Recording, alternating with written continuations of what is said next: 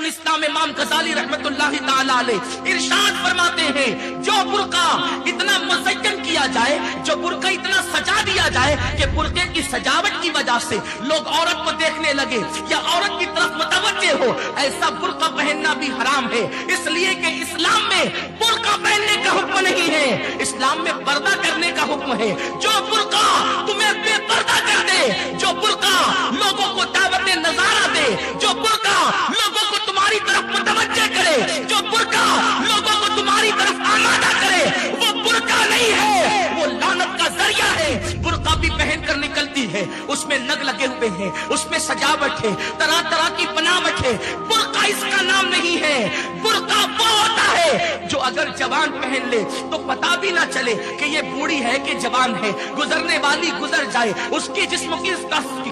ساتھ کو بھی پتا نہ چلے، ایسے برقعے ہونے چاہیے۔